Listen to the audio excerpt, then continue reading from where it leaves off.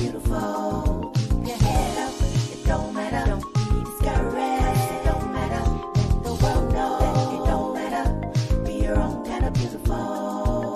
Curvy is so beautiful, plus size is so wonderful. Being thick has benefits, I'm not your ordinary cheek. I've got a lot of love to share with little short and nappy hair. Taking time to let you know I'm my own kind of beautiful.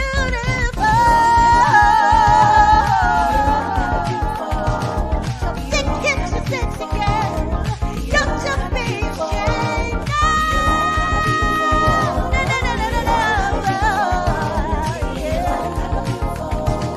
Be your own kind of beautiful.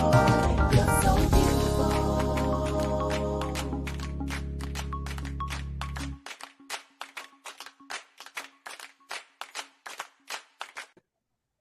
Hey everybody, welcome to Jamila J.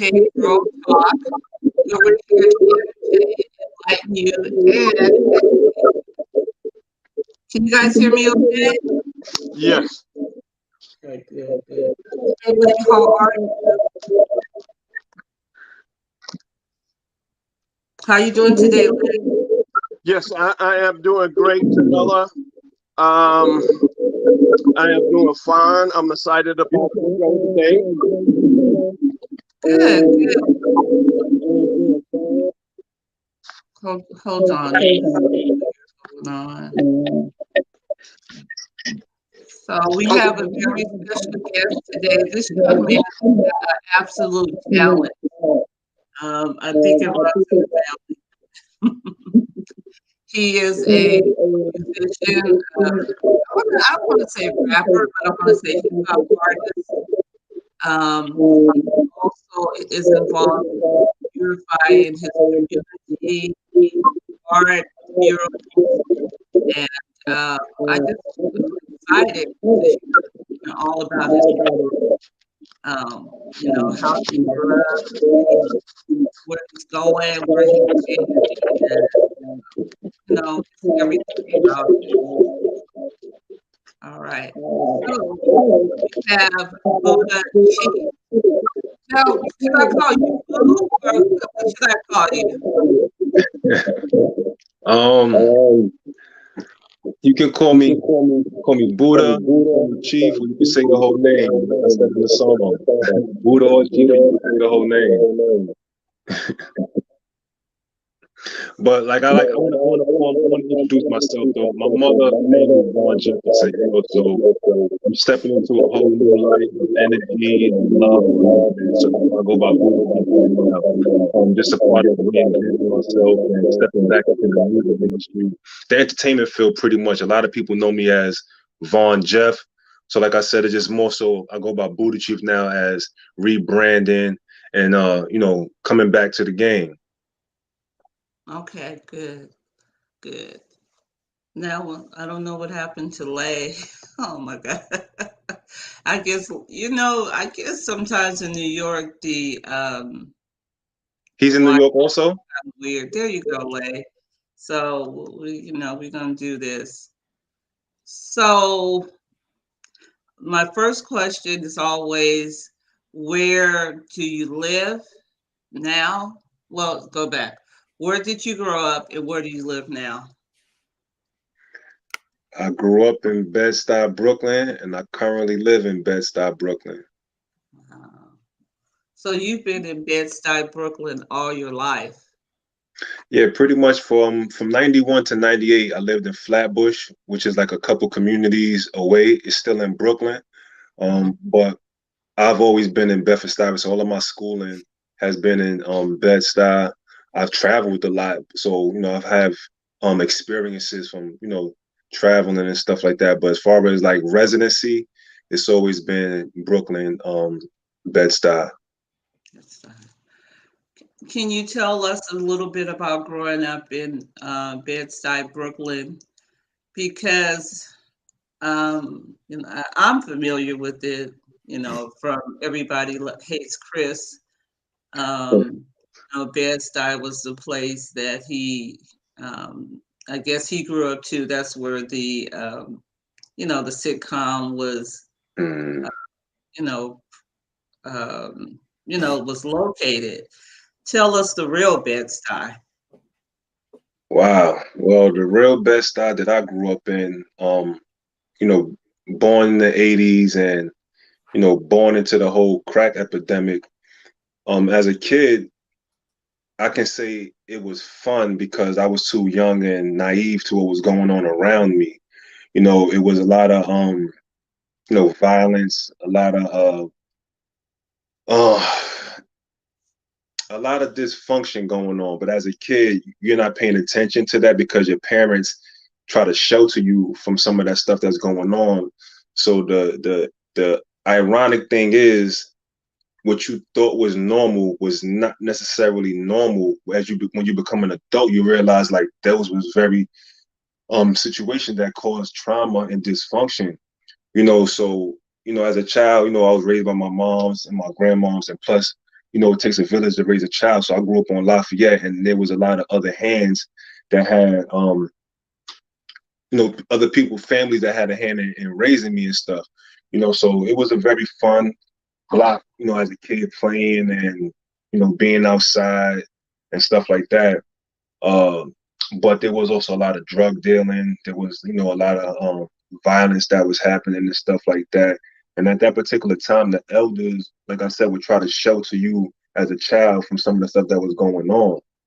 So it was rough. It was rough. Like I said, it seemed like a balance because, like I said, I would have fun. But at the same time, there were dangerous things that would happen that, we were being sheltered from. Hmm. It's hard not to think of, the sitcom Everybody Hates Chris in terms of when I hear Bed-Stuy. But it seems like what happened with the crack epidemic is the same thing that happened in Oakland, Compton, all the inner cities, Yes, yeah. across, probably across the world, but how it affected us as a people, how it affected us as a community. Um, it was devastating. Yes. It, it was devastating. It broke up families. It put kids in foster homes. It put men and women in prison. And it really was devastating for us as a community. I'm glad you survived it. I'm glad all of us that are here survived that. What are some of your best memories growing up in Bed-Stuy? Um, some of my best memories growing up in Bed-Stuy would have to be definitely, the culture of hip hop. You know, what came along with that was like a camaraderie of friends. Like we would come together, and this is more so like towards like my teenage years. We would come together. That art form would bring us together to create. And like I grew up on a block where Big Daddy Kane is from, Disco Richie. He's from Gordon Groove. He lives around the corner. So I come from that area where a lot of that hip hop essence was cultivated. And this was around the time like of course we was young and smoking marijuana and everything and just coming together. And in the midst of smoking and hanging out, we would be impacted by hip hop, and we would like create music and stuff like that. So, and of course, like playing sports as well, so those were good times. Back then we had this thing called Jackie Rob. Jackie Robinson was like a program that was inside the school system where kids from different locations in the community would come together for sports. And what that actually did was create some sort of unity to whereas if I'm traveling throughout the neighborhood and I go to somebody's project or I'm on somebody else's block, they will recognize me from the Jackie Robinson program. And it wouldn't always Mm. be like, oh, he's what the kids say nowadays as an op or somebody that's the enemy or whatever. It wasn't like that back then. So there was times that you would get into altercations and physical fights and stuff like that, but that's what it was. It wasn't somebody trying to kill you and all that kind of stuff. So, and it was all a learning experience growing up. So in that aspect, there was a lot of fun. And of course, like, the fashion aspect, Yeah. Yeah. wanting to look, dress a certain type of way, be in the latest trends and everything. Um, having a fly girl and all that kind of stuff. So that's what it was. Best style. I consider ourselves to be trendsetters in a lot of ways. Also Smith and Wesson. Tech is like live a couple of blocks away from me. Tech from Smith and Wesson. And that whole era brought in the whole Timbs with the fatigues and all that kind of stuff. So Timbs and fatigues to us is like what the Dickies and the Chuck Taylors is on the West Coast. You know, Okay. so Okay. that was cool. Like back then. New York is rich with so much culture, fashion, music. I mean, I'm just smiling to hear, the way the positive things in your upbringing. Can you tell us a little bit about something that was devastating, during the crack era? Well, for me, the devastation, as I got older, I come to learn that the trauma that I deal with is people dying, being killed, and people going away to prison. So during those times coming up, I have an uncle. My uncle, he was heavily involved in the streets and everything, and his generation was heavily involved in that crack era. Some of them was actually using it, some of them was actually dealing it, and I would see like the people of his era that were friends and lived next door to each other, like they would actually try to kill each other. And seeing that violence and just hearing, oh, this person got killed last night, this person died, this person died, this person died. You hear it so frequently that it's like after a while, it's like I became numb to it. And then my friends that's of my generation, you know, some of them used to, we'll be hanging out and then, they'll probably try to go do a robbery. And sometimes it was more so just for like, because I didn't know what was going on in a certain friend's household. Maybe their parents wasn't providing to a certain level. So they will actually go out and try to provide for themselves. And next thing you know, you don't see a friend for 5 years, 6 years, sometimes 10 years, because they ended up going to jail or some friends even got killed. Yeah. So that impacted me in a way where I really didn't understand it, because at this young age, it's like I'm looking at this as my neighbor and his family, when they go food shopping, they pick up little cookies for me and all that kind of stuff. But here it is, Yeah. y'all Yeah. feuding with each other. So I got a connection to this neighbor, but then again, this neighbor and one of my relatives is feuding with each other.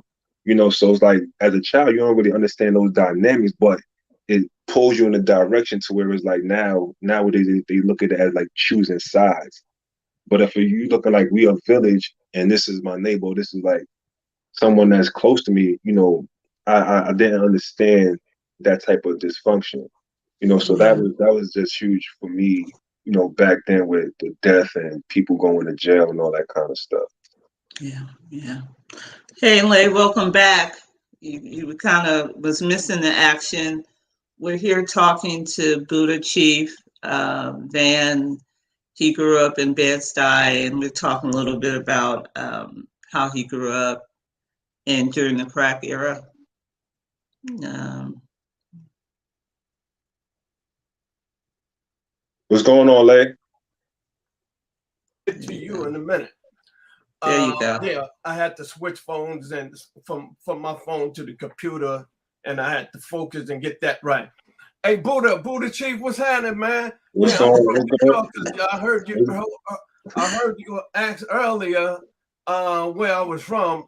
I'm from New York. I'm mostly in the Bronx, but I hang Okay, in the Bronx and also Harlem, and I will come to Brooklyn when they have something good going on. okay. So Yeah, we community neighbors, yeah. borough neighbors. Let me give you a little introduction of what I do. I do variety. Well, I wear a variety of hats. I manage artists, models, actors, and designers. Okay. I have a clothing line, and I'm into property, things of that nature. Just give you a general idea. But And he's my co-host.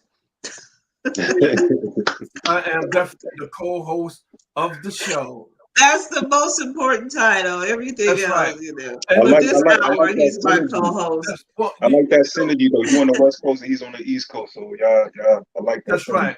You know, Yeah. we have to lock down the whole country, man. Yeah. Yes, yes. You know what I mean? We got to spread and advertise and promote and interview brothers like such as yourself, and also sisters, letting people know who you are. And this is why Jamila got the show, and it's basically a good show. Yeah. Yes, thank you for I having me. heard you have a Yeah. lot going on, man. Yeah. How did you get into rapping? Rapping was more so like a hobby, you know, growing up.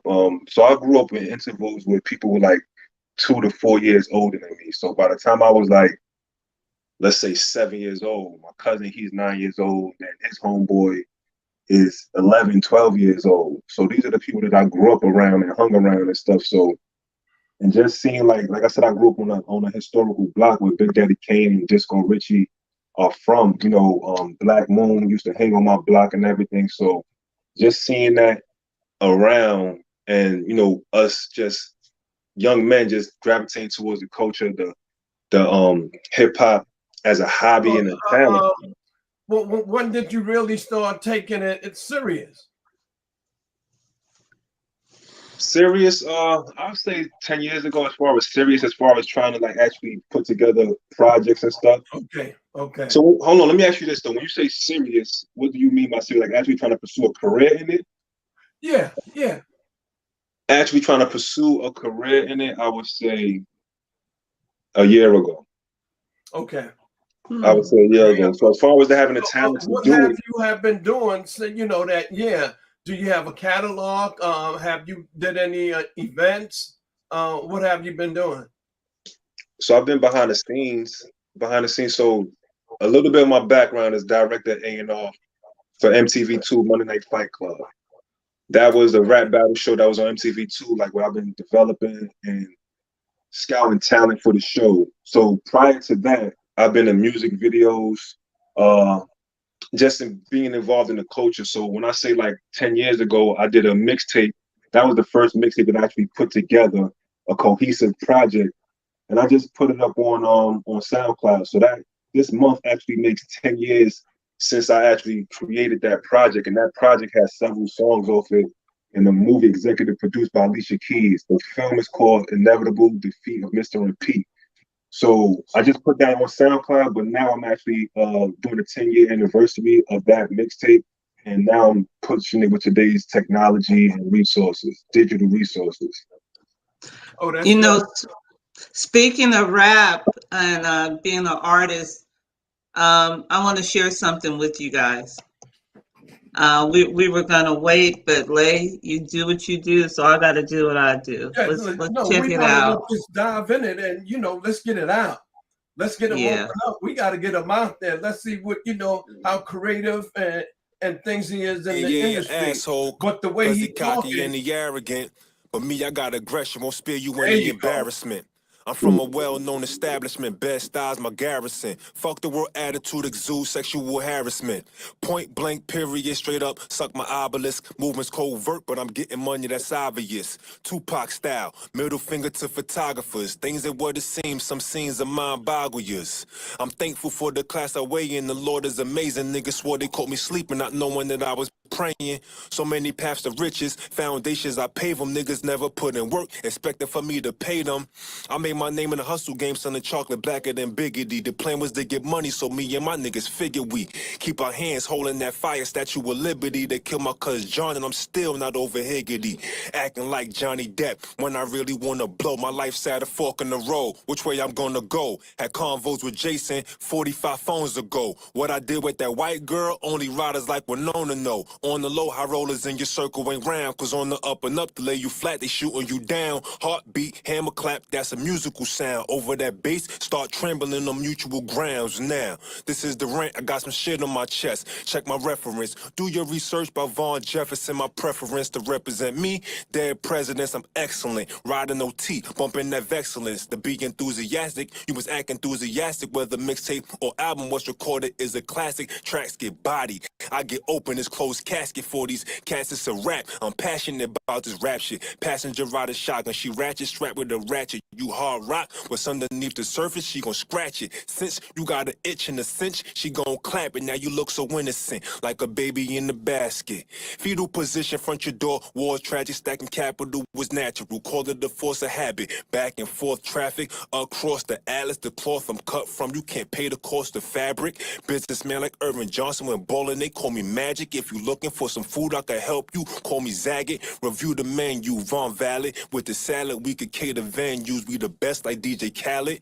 Mr. 1700, more food than the banquet. New attitude when I'm walking out the banquet. Speaking your mind, I ain't the one to be frank with. Get out of line, hit you with some shit that make a tank flip. Bottom line, dollar sign, yen, and them Frank chips. Talking Frank, I'm Lucas and Matthews mixed with Frank Mick. Rumor has it, these bitches bragging that I ain't shit. I go slow like Hancock, but can't stop, I came quicker. Adrenaline rush like Jason Statham on that crank tip. $1 million baby gross net, Hillary swing swish. Listen, what's been missing? Got you feeling so anxious to see the bigger picture. Basquiat couldn't paint this anguish. What you smelling is that Angus. Aston Martin parking on Van Buren in the vanquish. Currently, my currency converts to slang language. When you overseas getting bread, it ain't the same. All right, all right. The rant. The I'm rant. let me ask you a question. What made you play that one? I like Huh? that. I like that one. But what made you play that one? Why did I play it? Yeah, the rant. Because it. Why did I play it? Because it's a part of you, and I wanted to talk about where did that come from. Oh, okay. You Well, know. I want to thank you for playing that one because it's different when you play something with a beat. You know what I'm saying? It's like you got to listen to it as far as like flowing to the beat and everything. And, you know, the beat can take away from the lyrics sometimes, or the lyrics can take away from the vibe of the beat. But there, with that one that you played, I appreciate that because, like, you get to really focus on what I'm saying. Yeah, yeah. Where did that rant come from? I like the other song. I'm gonna play that too. But I think, when you talk about, I don't even see you as a more.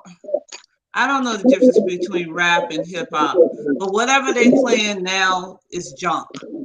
And what I heard with the rant is something real, and it's I appreciate something that. that maybe other artists want to say but can't say it, or they're afraid to say it. It's not financially feasible for them to really speak from the heart. That's why I played it. No, I Yeah, appreciate that. I yeah. appreciate that. So tell us a little bit about the rant. Um, so those lyrics is something that I had like it's old to me, but it's new to the listener. Like I had those lyrics.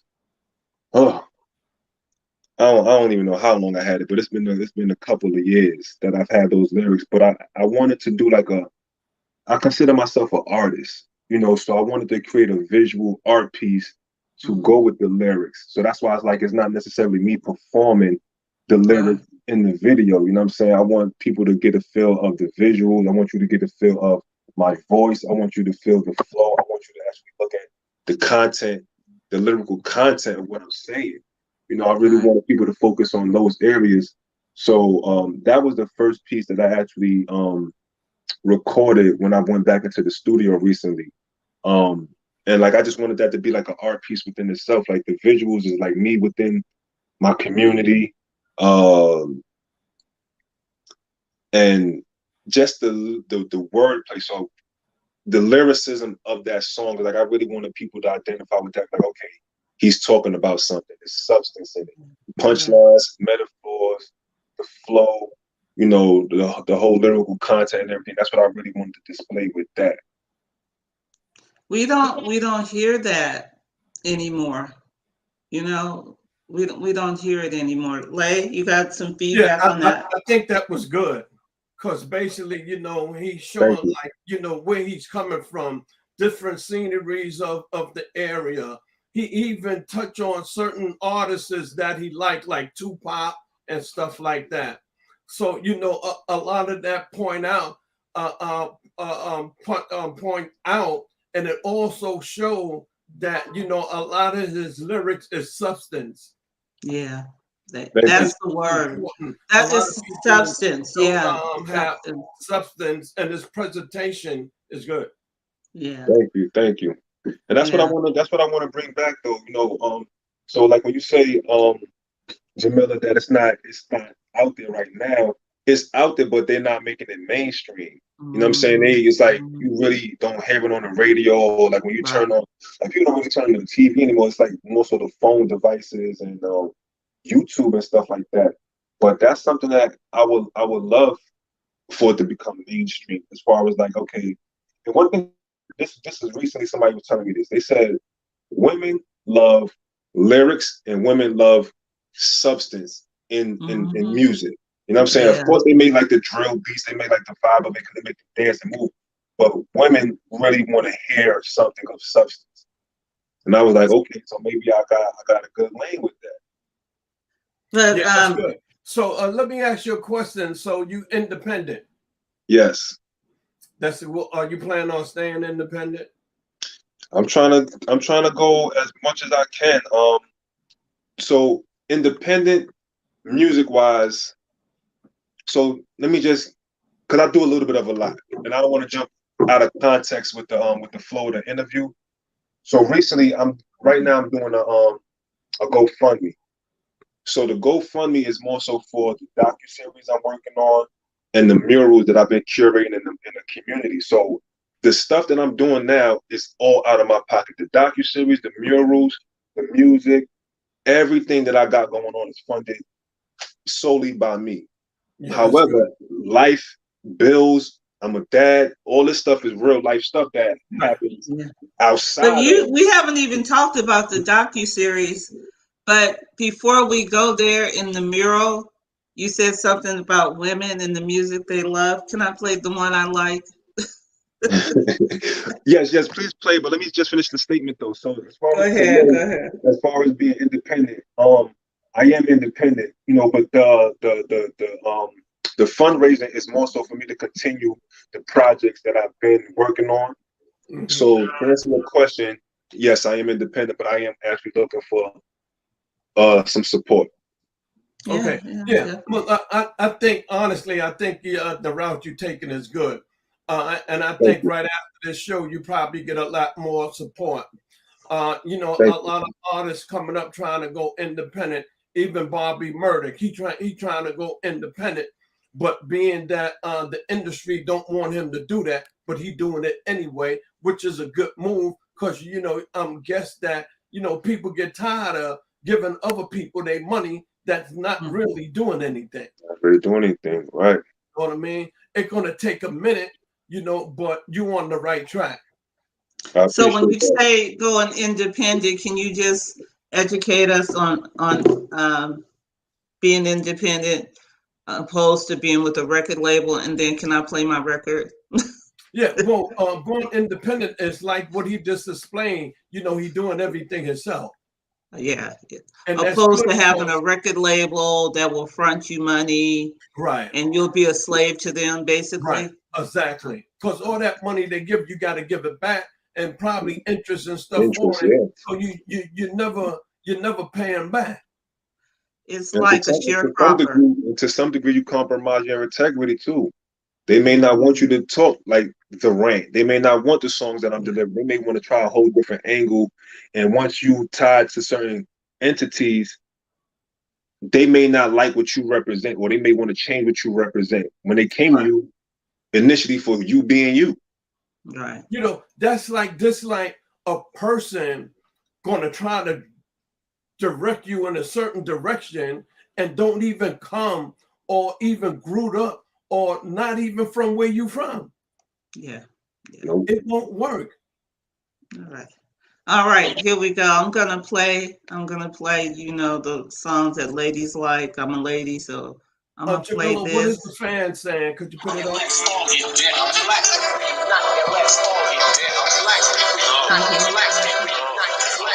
I do what I choose to live. Make my name without killing or doing nothing. Remember back in the days when you was a kid, parents had to make you and put food in the fridge. What we know now, imagine if we knew then. It takes one mindset and still the two men to let them blend together. What cracks I shattered. One of the many reasons we say Black Lives Matter. If you don't understand, here's context and clarity. In case you can't fathom blatant racial disparity. Don't need handouts or any form of charity. Need a resurgence of Black solidarity and black on black crime. You know we gotta stop. My belief started with war and drugs and hip hop. Let's do the right thing. Let's murder some wrong things. What if King Kong heard of Kong King?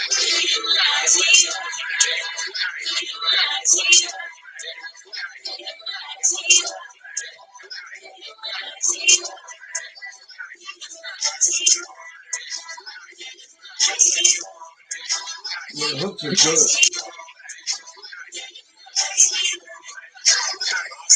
See uncles and aunties, indigenous to villages, eating in the palm trees, both family photos, homes I tag you, unified movement, locks and dips and Do we have the video on that?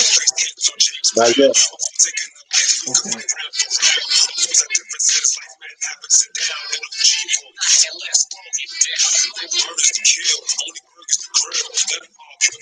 Any further than chill. My mom's know your pops. How am I? I went to the same junior high. I live right up the block. So my right hand man leave my cousin alone. She's a teenager, even though she looked grown.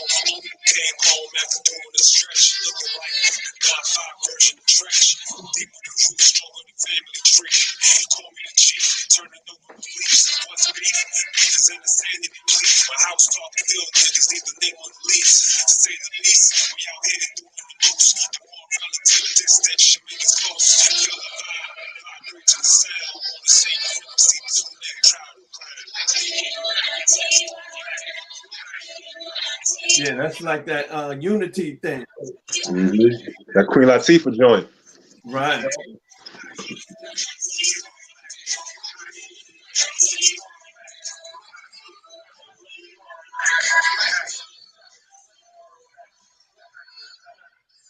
Yeah, I see why Jamila like that. I like that.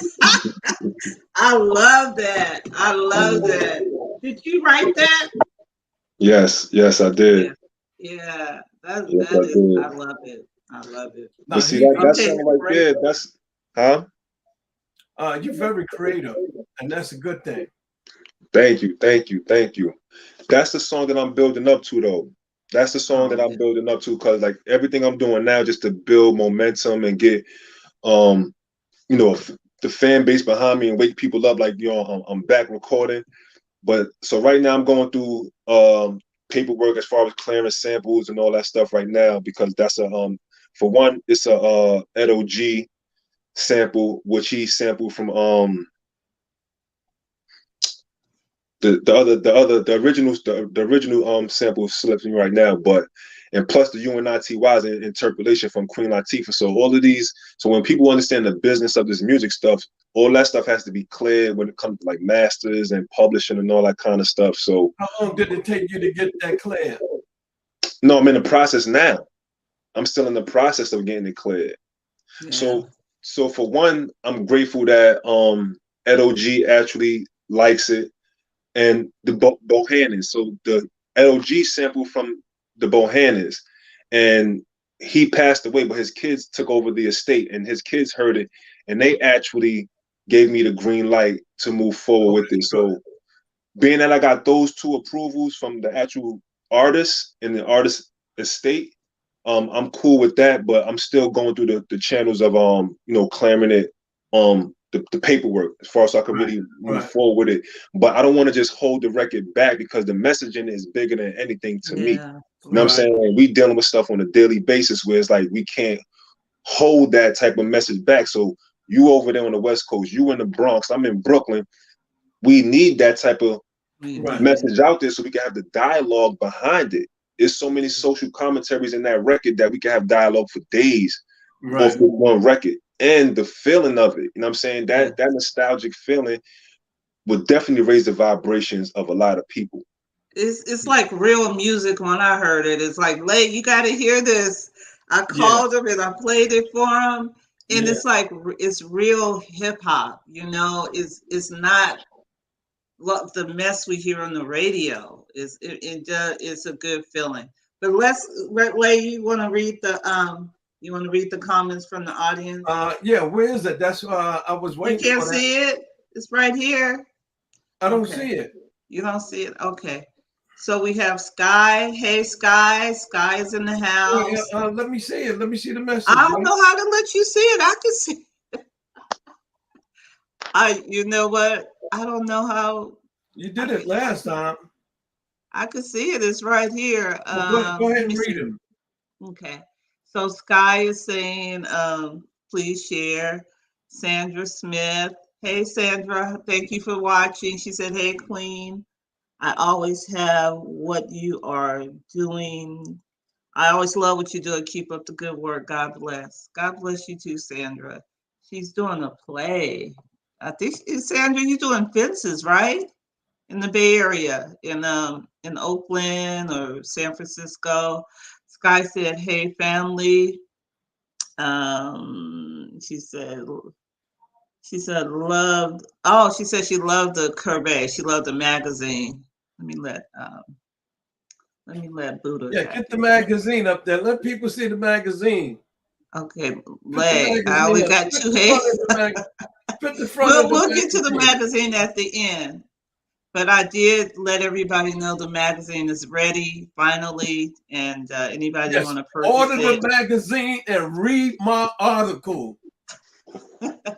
Read your article. This magazine is on fire. It's on fire. And Sky says, please share this broadcast. Sandra said, amen to that. And then we have Karen. Hey, Karen, how are you? Nice to see you. Thank you for coming by. Karen is saying, good afternoon. Tyrone's in the house, 10 Alive. Hey, Tyrone, how are you? 10 Alive. It's in the house. He says, good afternoon, Jamila J. Choice. Good afternoon, Tyrone Hicks. And Sky is saying, hello, Queen. Jamila J is the truth, inspiration, and soul. And just a few comments going back and forth. Let me just see. Tyrone said, what up, brother Lele? What up, brother Lele? You know what time it is, Ty. Don't come back to New York no more, man. Yo, man. I love brothers coming from out of town and hanging out with me and stuff like that. But when they come from different states and come here, they don't want to go back home, man. Well, you know what? Last time the birthday, Tyrone, so you know, hey. You have a big party, so maybe brothers came from out of state. We hung out a couple of days. They stay here. Then, man, I gotta take them back so they can leave because they don't want to leave, man. Tyrone said, "Miss you, bro," and he said, "Facts." He said he's coming to your party. Oh, listen, my party is on the 17th, and matter of fact, the brother from Brooklyn, you invited if you want to come. Yeah. Okay, send me the information. It's gonna be off the hook. Yeah. A lot of people gonna be there from Atlanta. They coming up. Jamila J gonna be in the house. We gonna flick it up. I done got a cameraman, the whole 9. Nice. All gonna be there. Yeah, share the information. I'll pull up. Okay. Yeah. Tyrone said, hey, Jamila, send him the flyer. I will. I sent it to David too. So that's the event he told me. That's the event he told me about. Okay, he said that you was coming up for an event. Yeah. Okay. Yeah. And then Tyrone said, I still want my trophy. I don't know what that's about, but that's between you and Tyrone. Man, the only trophy you're gonna have is the Amtrak going back home. All right. Tyrone said, I'm coming. All right, back to the interview. Excuse us. Buddha. I love the energy of this show. I love the energy of it. Man, we have the energy. This is the best Oh, online streaming that gonna be out. So, now we talked a little bit about your music. Now we want to talk about the Rator. Tell us about that, the murals and how you started with that. So start from the beginning, and then I'm going to show a couple of them, okay? Okay, cool. So this was back in 2017. I started to do like some transformation work and self-reflecting on where I've come from and where I was particularly at that particular time. I was like, God forbid something happened to me. You know what I mean? What have I done to say that I was here? And I started to think of like I had this logo before, the way I had myself in the middle of different like monuments, like the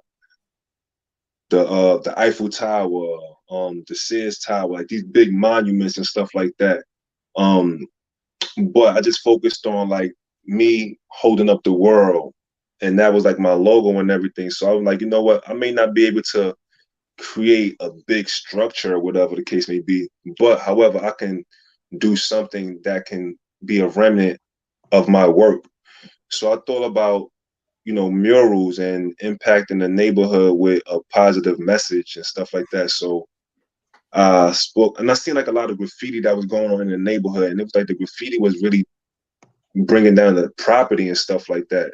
So that one that you're showing right there, that particular one is the building where Big Daddy Kane is from. He was born at a different house on the block, but he was raised in that location right there. So that was one of the last murals that we curated. So my partner, Art One, he's the one that actually did the airbrush work. So the actual artwork is my vision, my intellectual property. And what I do as a curator is I get the permission from the landlords or the property owners and pretty much paint the vision of what we're going to do on the locations. And my brother R1, who's from my neighborhood as well, he would actually do the artwork. He's famous for the Jam Master J wall in Queens. He's the one that did the Jam Master J mural that's currently in the Murder Inc. Show that's being shown right now. So the first mural that I did in 2017 is the I Am mural, which is a symbol of self-empowerment and recognition that it starts with you, the individual, to make a change towards enlightenment. You must first identify who you are, believe in yourself, and uplift your self-esteem before you can attempt to make a change, influence, or empower others. So that's my motto. Buddha? Yeah, I think that's the one where like a girl is standing in front of it. It's like a red background, and like a young lady is standing in front of it. Not that one. That's my high school print. That one right there. Okay, all right. Good. So that's what it actually reads. So that was the first one that we completed in 2017.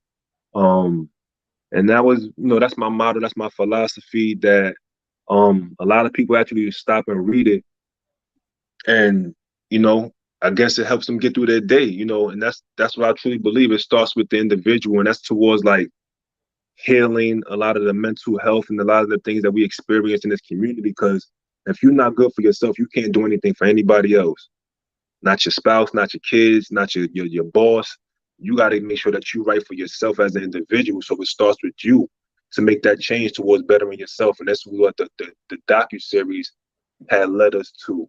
Well, these murals had led us to the docuseries because as a curator, we know the curator does inside museums, and I look at the community as my canvas. So this is why we started doing these murals, to beautify the neighborhood, preserve the culture, and just inspire people in a positive manner. So the second one is of the high school principal that you see. Actually, this is him on my shirt. Well, Buddha, hold on. Can you read this for us again? Read that, what it says. It says, I I am. The I am logo is a symbol of self-empowerment and recognition that it starts with you, the individual, to make a change towards enlightenment. You must first identify who you are, believe in yourself, and uplift your self-esteem before you can attempt to make a change, influence, or empower others. I think that's good. I like your Yeah, that's ideology, beautiful. man. That's Thank you. beautiful. Thank you. Yeah. Oh man. Okay, I so I'm So like gonna go the, to I the like next the one. vision. that was the first one, Wow, that's the first powerful. mural. So that's his name is Frank Mickens. He's my high school principal. To us in our generation, he's what Martin Luther King and Malcolm X was to that generation. Mm-hmm. The same way I'm born and raised in this community, he's born and raised in the community as well. And this image of him on my shirt, um, what I intended to do is to continue his legacy. Honestly, when I met this man was in the September of 1995, and it was God intended for me to meet him because when I left junior high school, I had certain behaviors that wasn't conducive towards productivity, and when I met him, he gave me like hope. He gave me tough love that made me realize is more out there in life and made me identify myself as a leader, as a role model, and a young black man that has a purpose in life. You know, so when he passed away, it's kind of like spiritually, he spoke to me like go go be what you are meant to be. Because I Mm. actually was prepared to do an interview with him before he passed away. Um, and then it's like that kind of like had like a empty feeling, like damn, like I had the questions and everything already outlined for the interview, and then he just passed away in 2009. So that was like a heavy blow to the community. What he did is, in the height of the crack era, he turned around a school system and made it successful and safe. So you hear a lot of the school shootings and the violence inside these school systems nowadays. What he did was he made a blueprint for a safe and successful system, especially in urban areas. By the time I got to the school, he made it was completely successful. The graduation rate was at an all-time high. I was able to get a good education the same way a lot of other kids were able to get a good education. My mom actually graduated from that school in '79 when he was the principal, when he was the basketball coach for the school. So it's community, it's a lot of camaraderie that comes from this from where I'm from. So like going to that school, it was definitely meant for me to go there. So even my Instagram is Von Jeff _ Frank Mick. So I've taken on his name is Frank Mickens, but I took on Frank Mick and I spell it FRANCMICK. And I took on that the same way how um you know Rick Ross the rapper took the Rick Ross, the real Rick Ross name, or the same way how Curtis Jackson took 50 Cent. These are people that they may have looked up to, but I look up to Frank Mickens as a positive influence in my life. So it's more about like carrying on his name and his legacy. And I All spell it right. FRANC because I'm about economics and wealth trends and stuff like that. So that's why I spell it. And Frank was a currency over in the UK, a form of currency in the UK. Mm. I All didn't know right. that. All right. And there we have the Bed-Stuy landmark. Mm. So the B is for beauty, the E is for economics and education, the D is for divinity, the S is for symbols, the TU, those two words go together because tu in Spanish means you.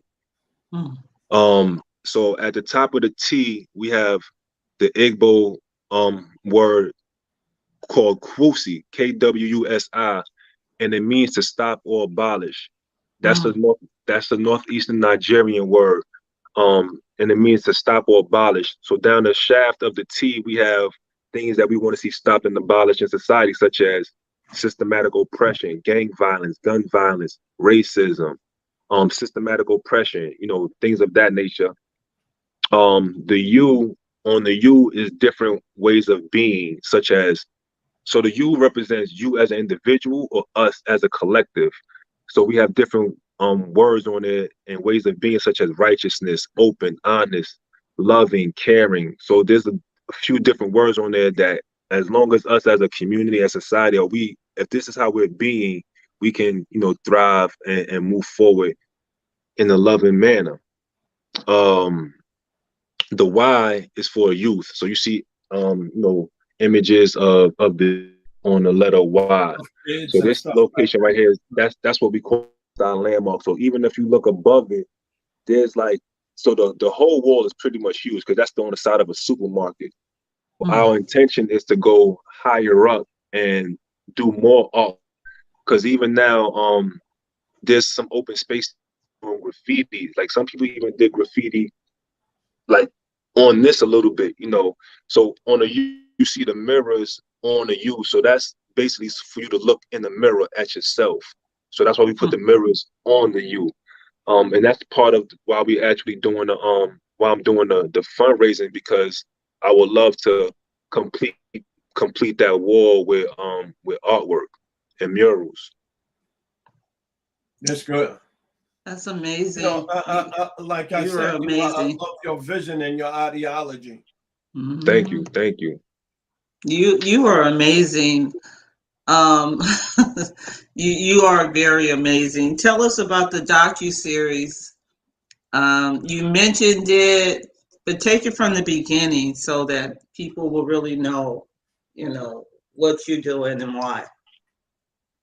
So with the docu series, um, and it's called The Curator. I spell it TheCurater.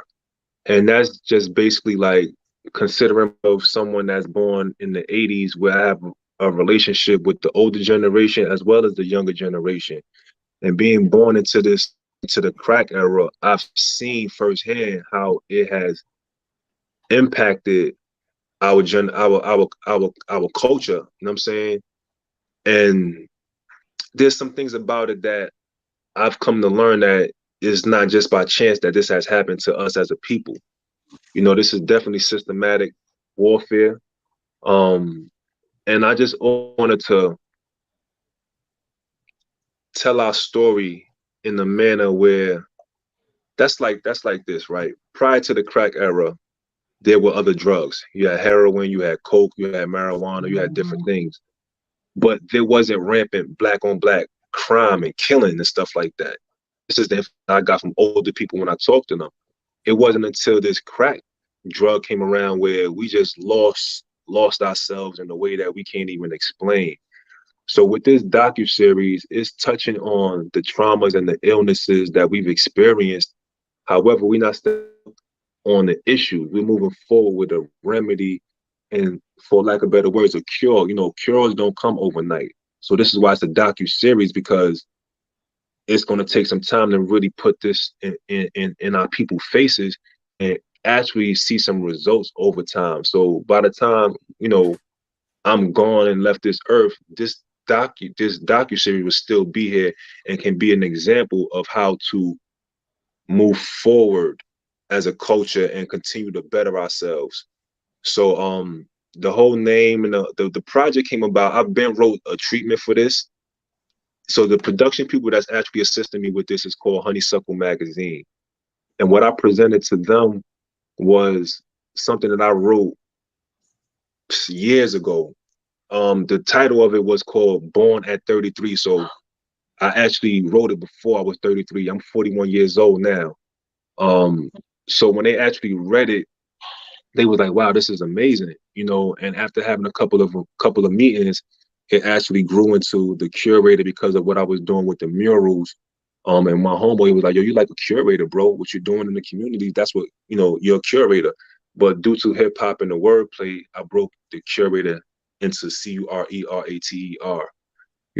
Not saying that um um I'm I can clinically diagnose anybody or anything. I don't have like no degrees behind me and all that kind of stuff. I'm just a person that God made me a certain type of way, where I've always been a people's person.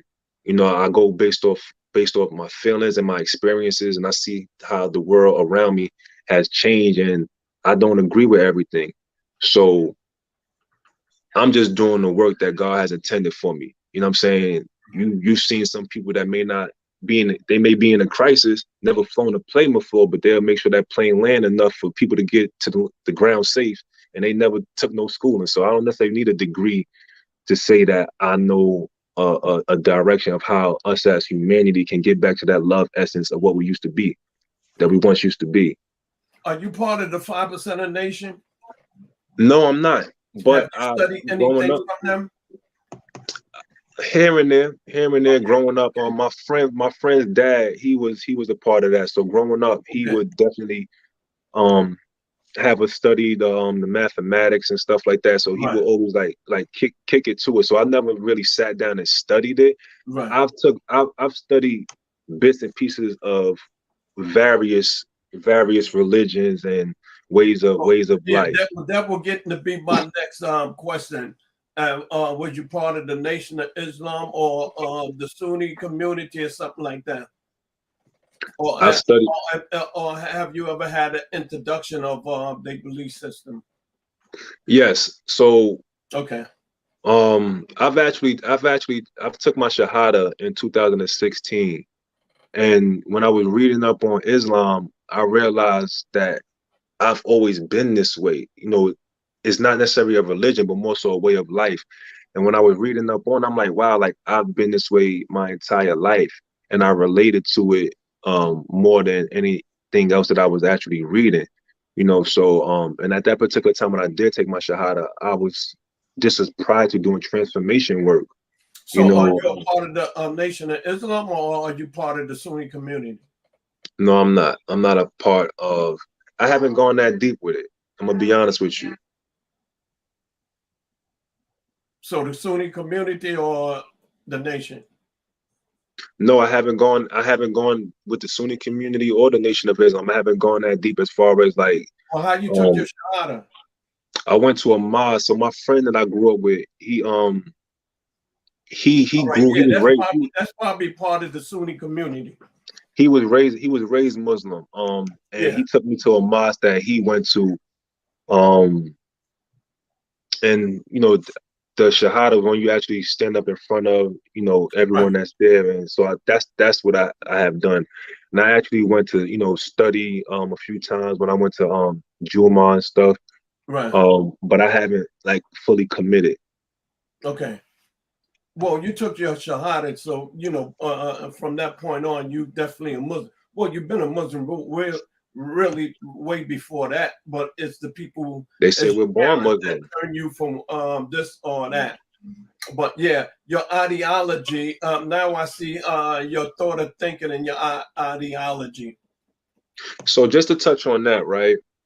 So like I said, my friend's father, right? My cousin's father, he was 5% Muslim. His mom, that side of the family was Seventh-day Adventist, Baptist. My father's mother, Jehovah's Witness. I was Christian in the Catholic Church. And, you know, at a young age, I felt like I was pulled in so many different directions when it comes to religion. You know, and as a young black man, it was confusing to me. You know what I'm saying? The images of what was being shown to me is a white face with blue eyes. Right. You know, and you know, when you go to church, you have to be a particular type of way. You got to sit perfect, and you get scolded if you're not sitting down, paying attention, and all that kind of stuff. So for me, it was like I kind of pulled back, in a way, you know what I'm saying? But I've always been connected to God. That's how I got this far in my life. You know what I'm saying? So, and I feel He's been governing my life since day one. You know, so as I got older and I started to question and find a deeper meaning to life and existence, you know, I started to tap into different scriptures and reading and started to re-educate myself. So even now, the stuff that we learned in school, that I've learned in school, to come and find out all of that's bullshit. Majority of that is, I'm sorry, I don't mean to curse, but the majority of that stuff is BS. Right. It's BS because it's like, listen, you telling me that I started at slavery? Right. You know what I'm saying? That's just one of the layers that's like to as a grown man to just have that narrative embedded in my head. So that's why I always pushed for people, listen, unlearn tradition and let's re-educate ourselves. There's a lot of technology, there's a lot of They got a information book out there. called Education and Miseducation by a professor named Amin Akbar, the professor in the University of Tallahassee. That's a good book to read. Yeah, please. Matter of fact, I want to write that down. Education, Miseducation by Amin Akbar. How you spell that name? Akbar, A-R-B-A-R. Akbar, Amin is A-M. A''M-I-N, I believe. Okay. Yeah, I definitely want to check that out because that's what I've been doing. I've been reading up on. See, Yeah, there's he's a lot of professor of psychology. This is what he specializes in, and he basically will show how brothers and sisters is basically is brainwashed. Yeah. See, we need people that's of our culture to tell us the history. Like I've read Dr. Claude Anderson's book, and it's like the school system, the DOE What's the system. name They of it? tell Claude Anderson is it's a few of them. The particular one I'm talking about is my apologies, slipped my mind. I'll look it up and get it to you. Yeah. But I know it's Claude Anderson. It's a red cover with a flag on it and stuff like that. I'll get the exact name to you. But that's what I'm gravitating towards, you know, as far as people that look like you and I, that's actually telling the history from the perspective of our people. Right. You know what I'm saying? And like when you really, that's a part of the enlightenment that I'm talking about. Because honestly, we could be standing toe to toe, ready to go blows with each other. But once that DNA or that enlightenment clicks and we start to realize, like, what are we fighting for? Right. They don't really want that to happen to us. Because Right. once you start unifying and start really tapping into our higher frequencies and stuff like that, it's inevitable. You know what I'm saying? What the power that we can bring to existence is endless. Yeah. Because we've already been doing like it. you was talking about earlier about the drugs and stuff coming in the community. You know, you got to understand a lot of this was already planned. And the reason why it was planned and when it was planned back in the days of Marcus Garvey. Marcus Garvey had one of the strongest movement in the United States. And the people that were supporting them, it was regular people from the community. Now, after the movement of Marcus Garvey, and they seen how strong we was in the community, they said, try to figure out, damn, how they get so strong and why is so much a strong movement? It's because at that time, a lot of us wasn't going to colleges. We had trades. Trades, right. And they took that out the school system. We had trades, everybody had a job. Yeah. So at that time, with all our black leaders, what we were doing, we were supporting them. I mean, we give them $20. If you got 1,000 people, give them $20. That's some money. And that's how we always were organized. So they had to come up with a plan.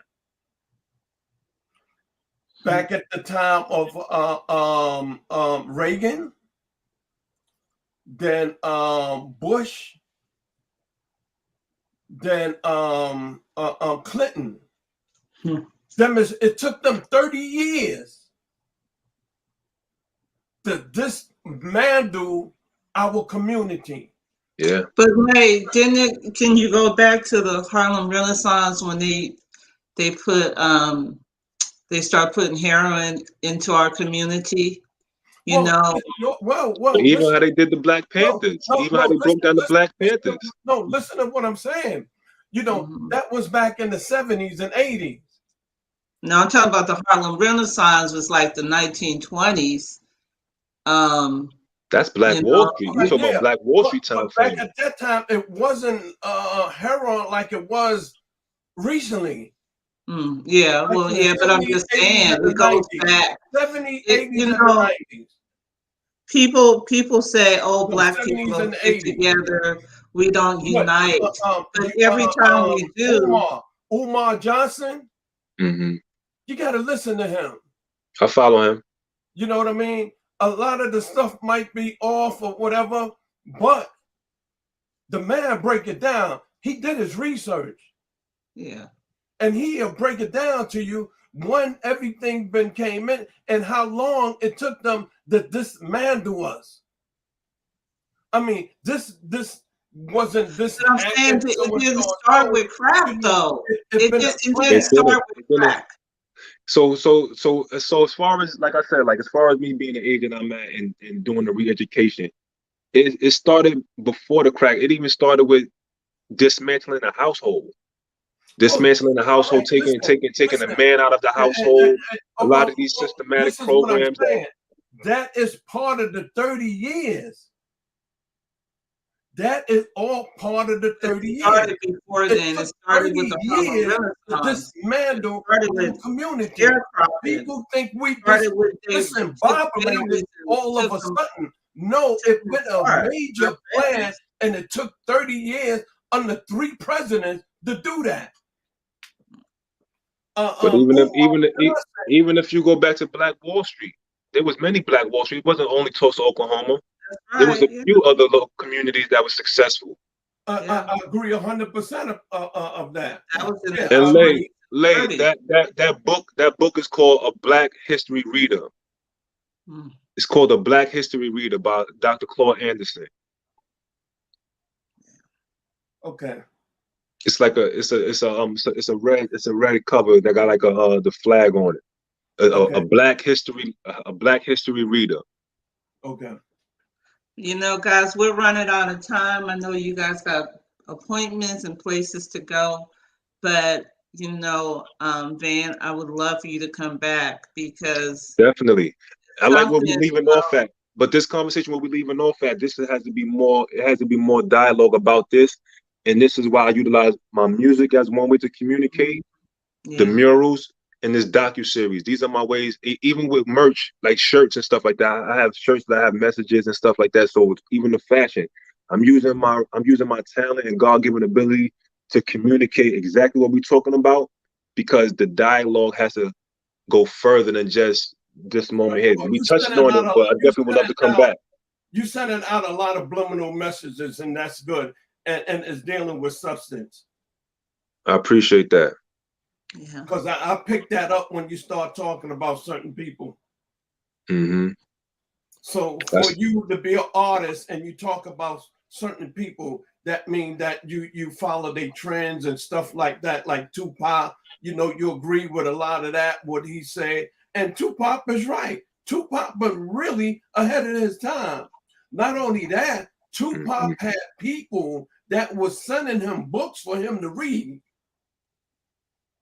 You know something about Tupac, and I just thought about this the other day. I kind of feel I'm empathetic towards him as a person, because he was so young and so advanced, and he got cut short.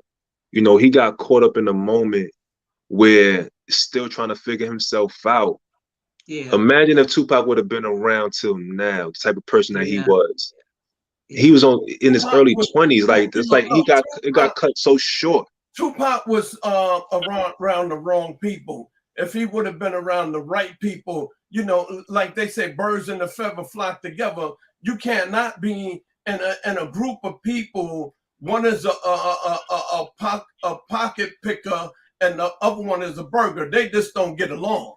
But so that's a part of life. At that particular time, that's who he was around. But he didn't even get the chance to correct that, to learn from that experience. His life was taken away from him. Right. To learn that I'm around the wrong people at this particular time. Right. You know what I'm saying? And this is what's happening to a lot of our culture. You know what I'm saying? I agree. We all made mistakes. We all hung around the wrong people at some point in time, but we got a chance to actually evolve and learn from it.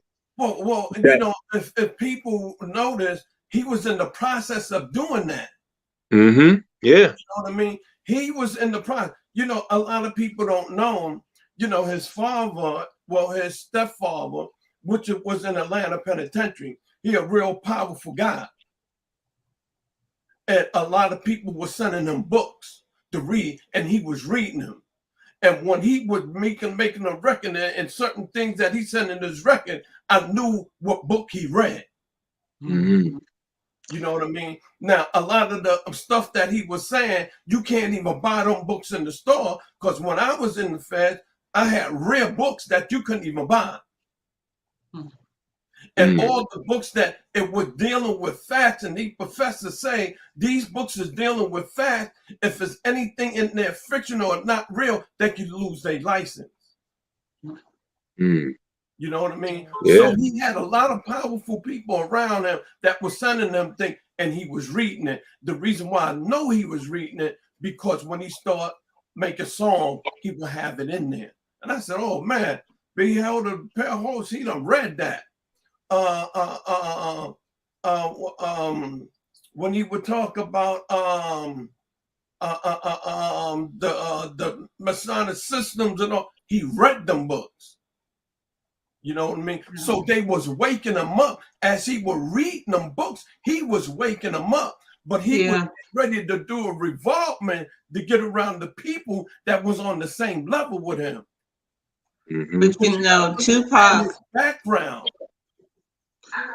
But you know, Tupac, he had a whole mass of people, and plus his background was too dangerous. But like Tupac was coming up when I was living in the Bay Area. And I mean, every day he would get into a fight, you know, guns, and he was young, you know, like Van was saying, he was very young. And he had a lot of anger in him. And I think he felt like he had something to prove, because it was always something. A lot of young men is like that. And, a lot of young men at that age is like that. A lot of young people at that age is like that. He was in his early 20s. Like that's these environments make you that way. You feel like you got something to prove. You know, but like I said, like if he had time to continually and evolve, he would have evolved. Man. Because he even he was a Panther. His mother was a Panther, like I said, his stepfather. This is what I was saying. But he was always fighting. It was always something with him, you know? His background. So background is too dangerous. So listen, in the Get Down record, I mentioned let's do the right thing, let's murder for wrong things. What if King Von heard of Herbert Von King? So when I listen to King Von music, right, there was a part on his album at the end of it when he was just talking. He reminded me of a Huey P. Newton, one of those type of revolutionaries that if he was guided in a certain direction with that type of energy that he had, instead of aiming it towards your own people, these young guys could have been something completely different, but these environments turned them into, and it's not all their fault. Like I say, so a lot of this stuff is systematic. A lot of this stuff is systematic. And then Herbert Von King is a community leader from the Bedford-Stuyvesant area. I've come to learn that. So like there's a park not too far from where I'm at right now. We called it Tompkins Park growing up, but they renamed it Herbert Von King. This is the person that has done good in their community. So with the wordplay, somebody actually thought that I was talking about me because my name is Vaughn, but I'm not talking about me. I said, what if King Vaughn heard of Herbert Von King? So if there's certain examples in these communities for the youth to follow, we not looking in that direction of negativity. That's like I always said, like if I lived in a community where my friend's father is a butcher, my relative, he owns a shop, this other person is a locksmith, or this person is, everybody has their own independent business, right? Or we have trades, like Lele was saying, we have trade skills. I'm not going outside looking for no drugs because my mind is not on trying to find some drugs to sell to make a living for myself. You know why? Because your family has something that my family needs. and vice versa. So we're doing economics and trading, and the money is being spent within the community. I'm not going outside to find no drugs to sell. Right. Yeah. But Well, you guys, let's wrap it up. It's We gotta have a part two. We gotta have a almost part two, 1:30. Lele. We got a two. Hey man, like when I've been gone, I read like over 1,500 books, man. Mm. And I wasn't reading no books that dealing with the urban city because I done loved that life. You know what I mean? So all we have to talk about on the subject, and my head will click this like that, and everything will come back. But me, I'm like whatever the audience is for. You know what I mean? Speaking of the audience, let's see if there's any more comments, you guys. Yeah. And then, Lay, I'm gonna see if you have any final questions, and then Van, we'll see if you have any final words. We'll wrap it up because I know you guys got some things to do. And let's just see if there's any more comments. And let's see. I think Sky had a question. Sky had a question. She said, "Can you explain what it means by stems? STM. Oh, yeah, STEMS. Stems? Yeah, stems. I don't know if we made a reference to that. Who mentioned stems? I don't know. That's what Sky When I had think a of stems, I question. think about like stems to the beat. Like I think about like when I asked the producer to send me the stems, that's like each individual sound in the beat when I have to get the song mixed and mastered. That's I don't know if she's speaking about that. I think she probably is. Okay, and Yeah, the stems, then that's the stems. She said, Ed OG is my friend. Mm-hmm. Yeah, I That's like my Ed OG, man. He has great music, man. He has great music. I came up on his music. And she said Ed OG is one of the most humble artists in the independent, I guess, business world. And then Tyrone said he miss you, bro. Lay, Tyrone miss you. And facts. Hey, listen, man. Listen, Ty keep messing with me. I'm gonna call Erykah Badu. Oh, Tyrone. Yeah. And that's all the comments. Let's see. And Tyrone said, he said, I love your show, Jamila J. Choice. Tyrone, we love you too. And we appreciate you. And we appreciate what you're doing with the 10 of life. It's almost 1:30, you guys. Let's kind of wrap it up. Van, I'm gonna give you the last word. And if you don't mind, we're gonna bless you and pray over you. But before we leave, go ahead, Lay. Do you have any final comments or any final questions?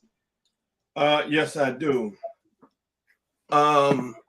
With BuddhaChief, we got a really an enlightening brother on the day. I mean, I was surprised like how he have things put together. As far as his speaking and also as far as the subliminal message. Why are you surprised? Why are you surprised?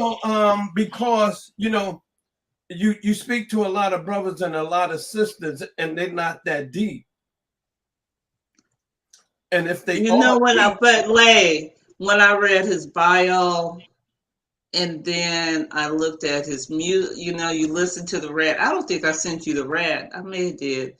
But his bio, his music, what he's doing for the community, and that's good. It all that all that is what he is, Oh, no, Jamila. And then when he speaks, he's articulate. Yeah, well, Jamila, a person could do all of that.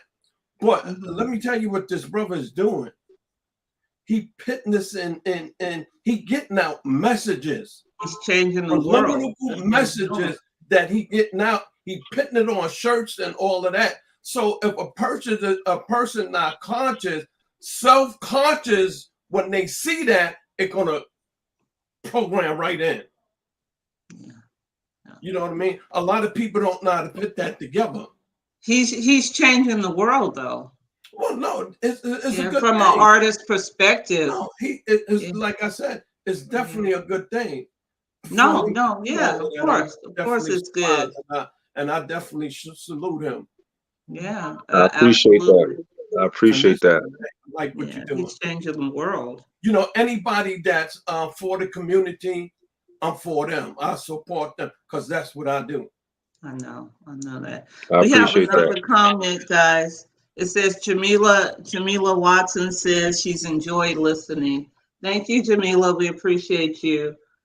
Buddha, I just want to ask you, are people surprised at, like Lay, he's surprised at, how articulate you are, how creative you are, and how so much you love your community, and you want to bring positivity into your community, and you love your community. Is that surprising for a Black man to be all of those things?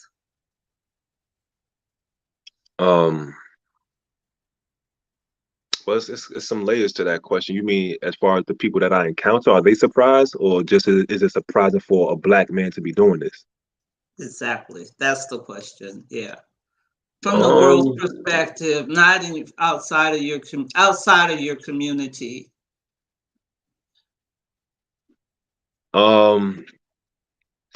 I think the stereotype that the media has placed upon us as Black people, I think it would be surprising to those individuals that just go based off the media and what school textbook history has told you.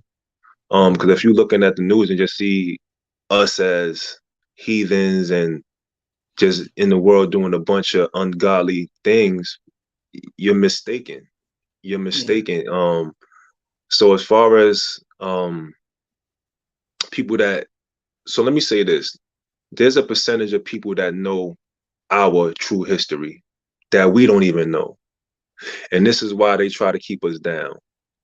That's a whole fact. And what I'm trying to do is just trying to get us connected again via the different ways I'm communicating. So it to some people it may be surprising. I'm even surprised to an extent because I'm not the most vocal person. I'm the type of person that could show you better than I could tell you. So this is why I listen more than I actually speak. But when I do open up my mouth and you hear what I'm talking about, some people may be surprised, so I'm the type of person where like I wish I knew that I could have did it from the phone, because I would have actually went on my block and walked up the block and actually showed you live the actual murals and stuff like that, and took you to the building where Big Daddy Kane is at and everything, and showed you. I like to use facts and correlate things with, not just because I'm saying it. No, these are facts. Like, you can go to one of his songs and hear Big Daddy Kane say Lewis Avenue, the building number, and show you that type of stuff. So what you're doing, he put an image with right words. Well, putting it all together. You on the subject of Black people, so and so. Why do you think that people hate Black people so much? Because they know our history. They know our history better than we do. This is why they change. Some people have our actual identity. When you start, this is my opinion of why we so hate it so much. Now, let me tell you something.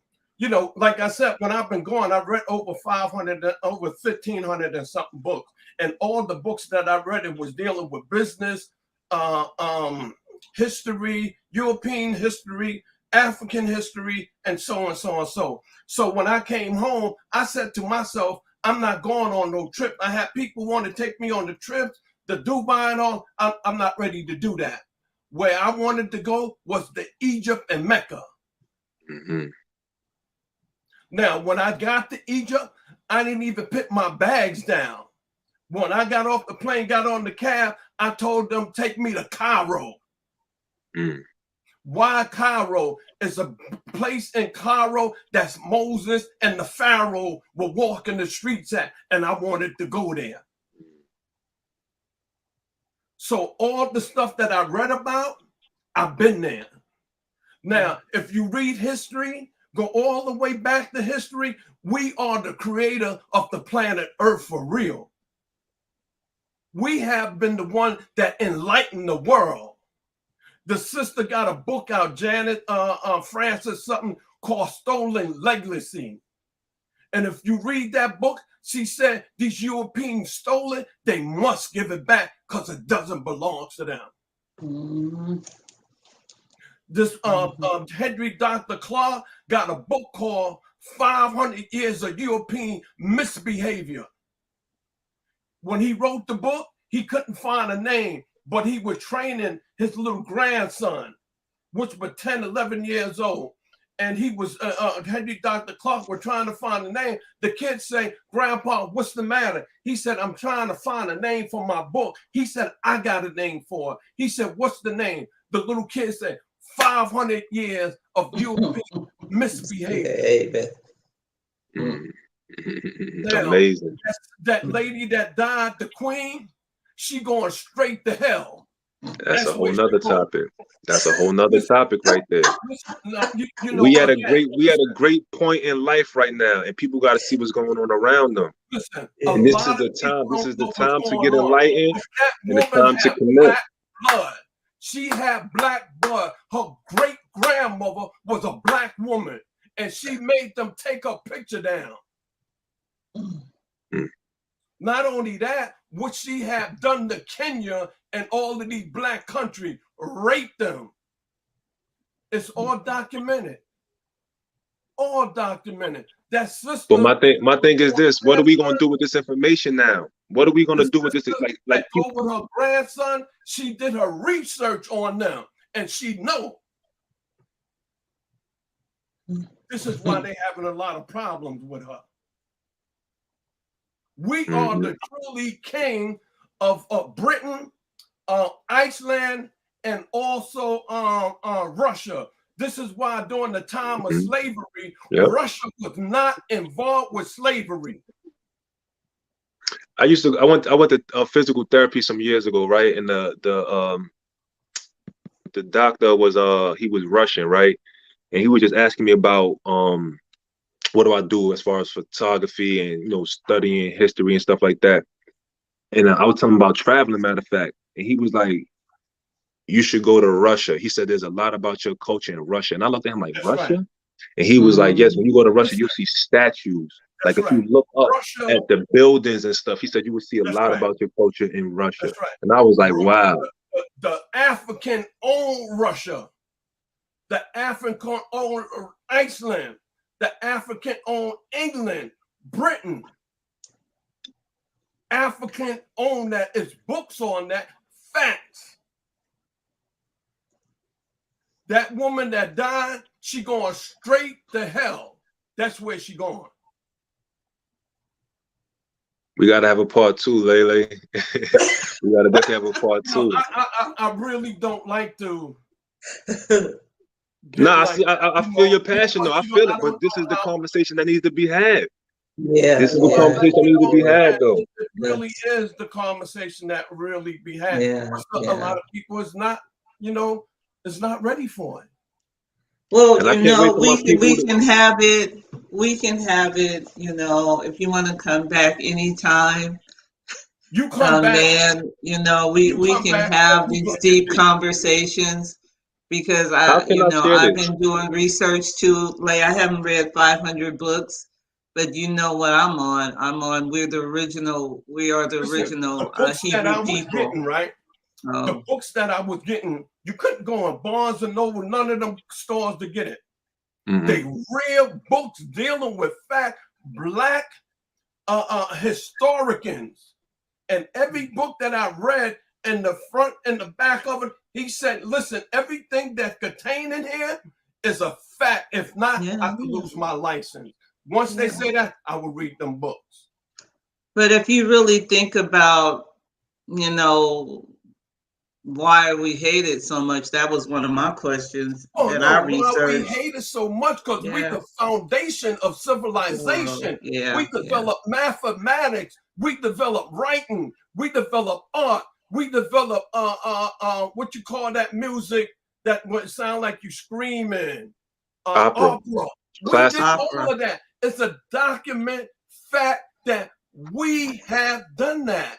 But listen, we are hated so much when they came to Egypt and tried to conquer Egypt. Queen Sheba came out on the balcony, took off her veil. She was so black, she looked blue, and she was pretty, and they fell in love with her. but Lay, listen, I wanna touch on where we at right now, because where I come in at as the curator, I'm kind of done with pointing the finger at them. We hate ourselves right now, and that's what we got to really start turning around. We gotta turn this around. We gotta turn this around with the stuff that we're talking about. We have to educate our people that the reason why we hate ourselves is because of the programming that's been done to us. Yeah. So right now, this is why the song "Get Down" is what it's doing. The reason I'm doing a curator is to actually awaken us so that we learn to love ourselves again as individuals, so we can collectively come together again. So that's the reality is we gotta get past this phase where we are right now, where it's like we stop doing what we're doing to each other. Yeah, because we're doing their work. Again, I agree with that. You know, and things take time. Yes, but yes. it has to have you got to have a plan, because if you don't have a plan, you're going to plan to fail. So, you know, like according to the Islamic documentation, it took Prophet Muhammad 23 years to teach his people faith. Nothing else, this faith. So if it took him 23 years to teach his people faith, how long is it going to take us to reverse psychology on our people? Yeah. For some reason, I don't think it's going to take long. So time. Well, I mean, I'm giving you a general idea, but now we have technology and all of that. But what we got to do, we got to have our own system. We got to have our own TV station. We got to have our own apps. That we have to get up collectively with these professors that dealing with psychology and get a plan from that, and everybody follow that plan. So when they open up their site and stuff, they put it out. Even if for a couple of minutes. When you do that in years, then things start to change. Just like James Brown. James Brown came out with his song, "I'm Black and I'm Proud." Then he had everybody saying that. So we have to pick up and do the same thing. Carry the torch. We gotta keep the torch. And we got to come out of the zone or the area or the places where we at, and we have to get out. Because when you leave here and get out to go to other country, you will see the difference. Yes. When people is poor, they look at some people out there as poor, but they love one another. Yeah. If they have an orange. Listen, I went to Egypt. We was in the city of Cairo. We were getting ready to buy some jewelry and stuff. When the guy heard us talk, he knew we wasn't from there. And he asked us who we are. I said, we Black African Muslims from the United States. Yo, he was trying to give us stuff. We said, no, man, no, we don't want it. We want to buy. He said, no. He was trying to give it to us. We said, nah, man, we pull out the money. We're going to buy it. Don't you know that man started crying, man? Then he had us crying. Then we came to a conclusion. You give us a little bit, we pay you. But I should have been thinking as being a Muslim, because when you go somewhere and you're a Muslim and somebody offer you something, you're supposed to take it. That's like we gotta continue this conversation. You guys, I gotta go. I got a meeting. Yo, my brother. Yeah, I know. Yeah. Anytime you want to talk to me, Yeah, definitely. We got to We continue We got this. to finish this conversation we can because do that. I there's got so letters much. that I have This- wrote countries back in '95, and all of them wanted me to come there. Excuse me, like, can you read what you say? I didn't hear all that. What you say? You know, when I was away, I did a lot. You know, I was in class and I came home with like 65 something certification certificates and all of that. And I was in a class called Import and Export, mirror, dealing with business. And an African guy that was teaching us, he was teaching us, so we had to pick out a country and communicate with them so we could, that was our test. So I picked out a country, I picked out Ghana and deal with them with export, import. I told them who I was, where I was at, how long, so and so and so. And I gave them my vision of what I wanted to do when I came home. This is the first time that I reached out to any country. Man, they were sending me so much stuff. The people and the government and say, yo, when you get out, you let us know. We will send a plane ticket to get you over here and let you tour our place and the whole nine. Right How can we continue something like that? Huh? Continue something like that, even though you was incarcerated at that time, but like that's something that I would love to do now. Oh yeah, yeah. So what I'm saying, I wrote after that opened me up mentally. Then after that, after I got my grade, I start reaching out to a lot of countries. This is why a lot of countries that I go to now, it ain't like I just picked a country. I already studied these countries. That's why I want to go there. They got a country called Oman, Oman, and he's ran by an African king, a black African king, and it's one of the richest countries in the Arab country. And they don't even talk about him. If you see a picture of him, he got a sword with nothing but diamonds on it.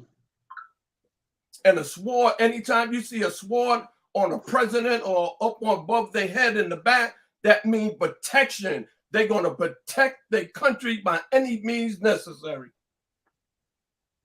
I got to go. I got somebody waiting for me. It's nice speaking to y'all. I've been telling you that. Hey, listen, we got the best fans in the world.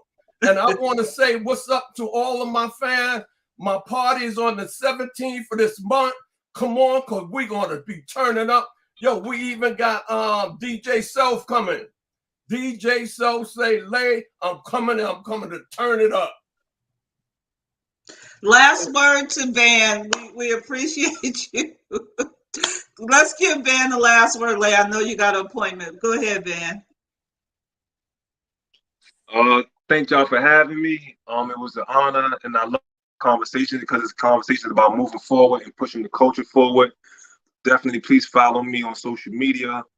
BuddhaChief _ the brand is my IG. And of course, I'm gonna share the GoFundMe link with Jamila. Please support. If you see what I'm doing in the communities, we're looking to take this on the road and come to other communities and impact around the world with this. So definitely, I'll share the GoFundMe link with you, and please share it amongst your community. Absolutely. Lay, we need to do a fundraiser for him. Okay. A fashion show. Yeah, we'll do a fundraiser. You can talk about that. Yeah. And we get it out. Everybody probably going to hit you up for the address for the party. Put it up on your site. I already got it up on my site. And you know, one thing about me, when I give events and something and something like that, it's really not a whole lot of party. I like to network. I like to get people. I know people from government to own companies and so on and so on and so on. And I connects everybody together. I can open the door, but I can't, I can't model for you or I can't act for you, but I can get you in. Thank you. I really appreciate that. That's what I'm about. So you guys, thank you guys for watching. We hope we entertained you, enlightened you, and educated you. So much love to BuddhaChief, Van, Lay, thank you so much. You always bring We it. got the best fans in the world. We got the best fans in the world. We got the best host, the best co-host, and we just want to bless you, Van. Everything you do, just let God cover you, bless your home, your finances, your children, your businesses, your music, everything. As you come and go, we ask God to be with you and just bless you abundantly. And we just Thank thank you. you for Thank being you. here. Amen.